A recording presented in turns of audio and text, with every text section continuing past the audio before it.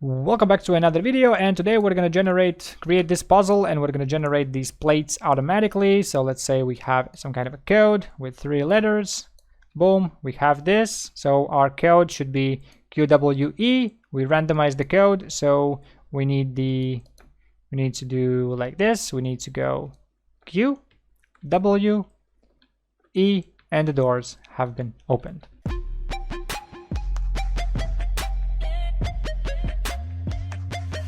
So the first thing that we want to do is create a new actor for our new puzzle because it's going to be completely different. So right click in the content, blueprint class, actor. I'm going to call mine a BP press puzzle. Let's open this up. And what I want to do is I want to generate the amount of plates automatically so that I don't have to hard code this, so that it would generate the plates based on the length of the code. So what we're going to do is we're going to go in the construction script. And first thing we do is we add a static mesh component like this. Let's change the static mesh. Once we select the node, of course, we can go ahead and add a cube. At least in my case, this is going to be just a visual representation of the plate. So I'm going to select 100 by 100 cube. I'm going to right click on the relative transform to give it some kind of values. Compile and save this, go to the viewport, and boom, I can see my cube. Okay, but it's too big. I want to make this flat, so it's a plate. So I will lower the scale in the z-axis. Now if I compile, it's flat. Now the next thing that we need is we need to add a box collision so that we can generate an overlap event once we step on the plate. So I'm going to add a box collision like this. Again, split the transform. Let's extend this to 50 by 50 by 50, so it's roughly the same size as the cube, but a little bit higher. So if we compile this, there we go. Now we have the box collision generated as well. But I need to lift this up. So in the construction script, I'm actually going to go ahead and from the static mesh, I'm going to get relative location. And I'm going to do plus vector, and I'm going to add 50 units in the z-axis, and then that's going to be my relative transform location. So if I compile this now, the collision looks like this. So it doesn't go below, but it goes above. Okay, so far so good. Now the next thing is we're going to have multiple instances, multiple plates, and we want to generate all of them automatically. So I'm going to bring this back a bit, and I'm going to create a couple of variables. First, I'm going to create a variable called spacing. And this variable is going to be of a float type. And this is going to determine the spacing between the actors, roughly. So I'm going to make mine into like something like 150 because my plates are 100. So I'm going to have it bigger so I have some spacing in between them. And then I'm going to have a couple of variables for the input code that we need to provide. So basically the order of the presses that we do on these pressure plates. So the first variable is going to be the correct code. So this is what we want to input. Now in my case, I'm going to be using a string so that I can use letters and numbers or whatever that I want to use. Now let's say in my case the correct code is going to be QWE like this. Now we need another variable in which we're going to input these letters.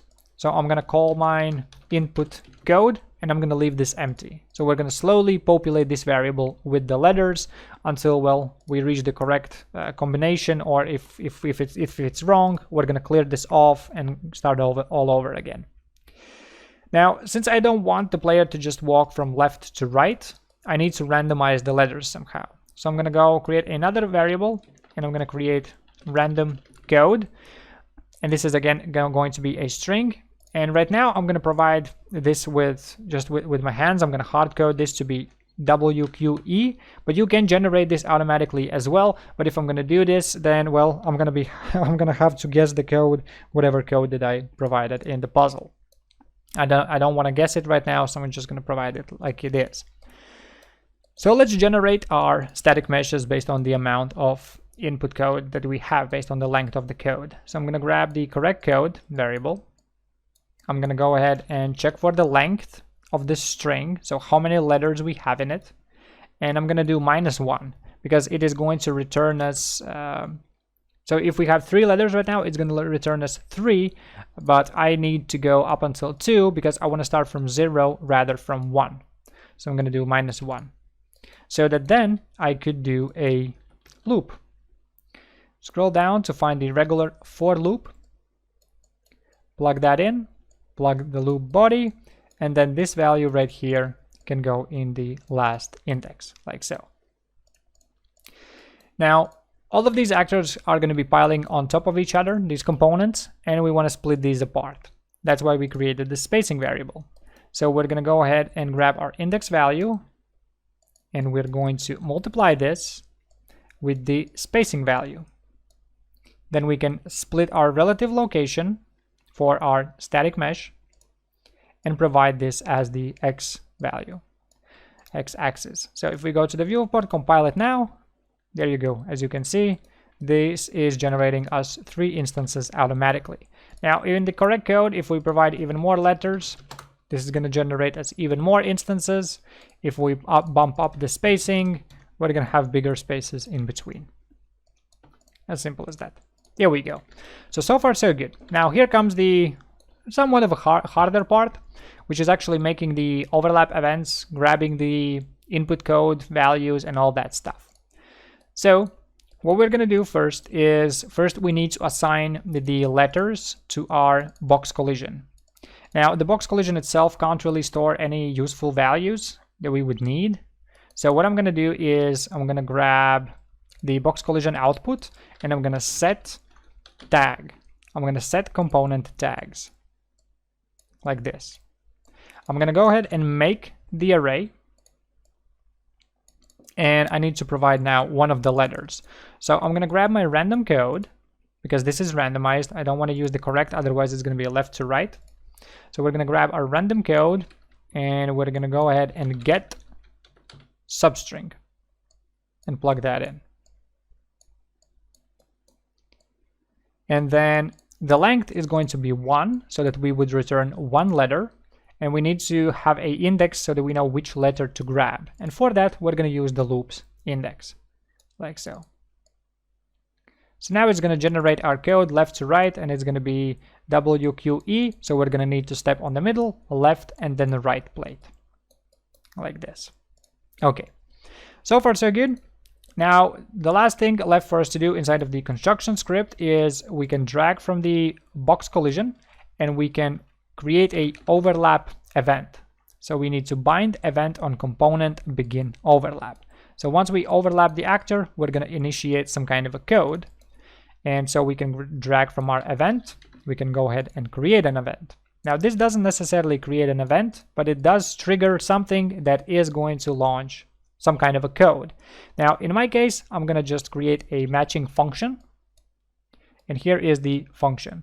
So just like if you have already created overlap events before, all of these inputs are familiar to you. These are exactly the same ones you get from the event begin overlap.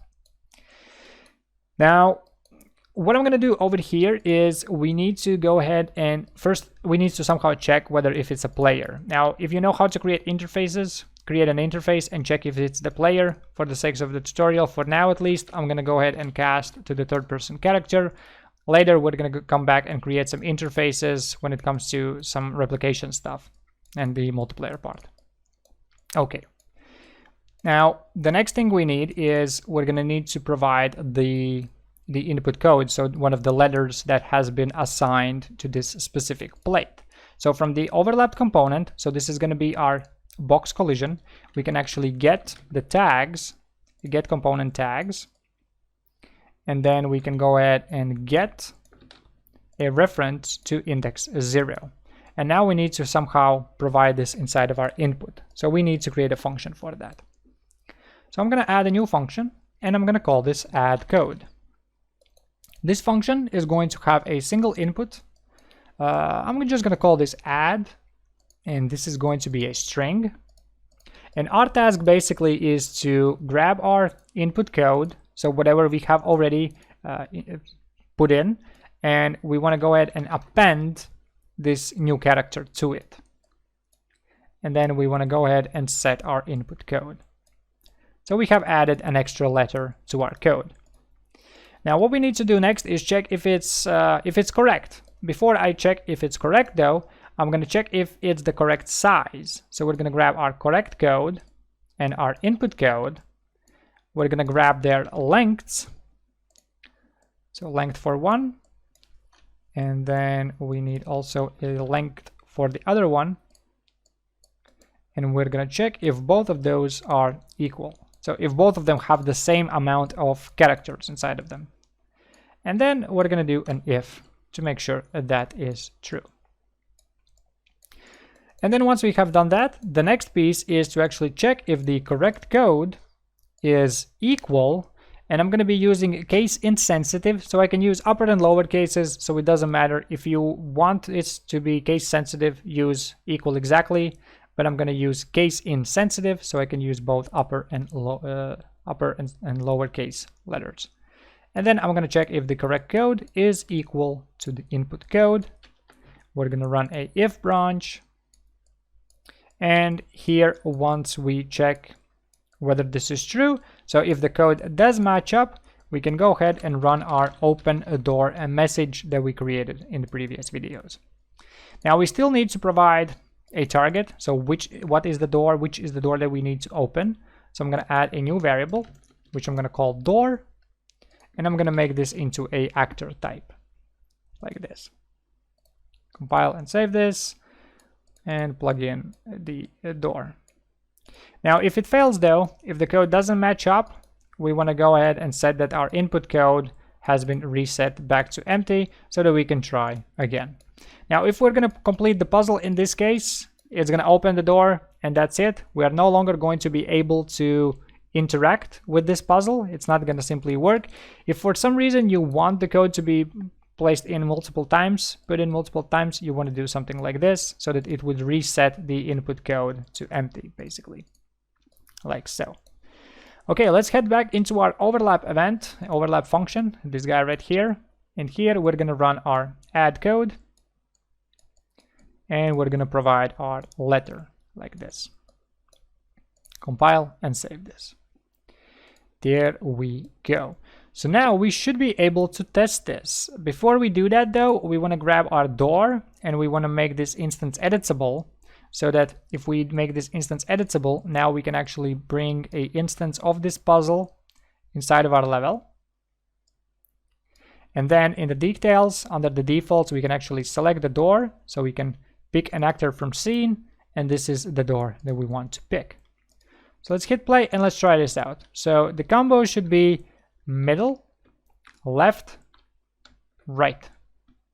And there we go. The doors have been opened.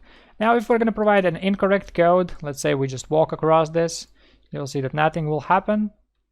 And then if we provide middle, left, right, the door is going to go ahead and get opened. Now, one last thing before we end this over here, what also is very important and probably very helpful to do would be to grab the correct code, make this instance editable as well, and same goes for the random code, make that instance editable as well, because at this point now in the level, we should be able to select our puzzle and provide whatever code we want. So let's say we do QWERTY, and this is quite a bit too big, so let's just do like this. And let's say the code is like, a random code is like this. So the code should be QWER now. There we go. Okay, and that's going to be it for today's video. So hope you guys enjoyed it. If you like what you see and you have any suggestions, questions, anything like that, leave them down in the comment section below, or feel free to join my Discord. Link is down in the description.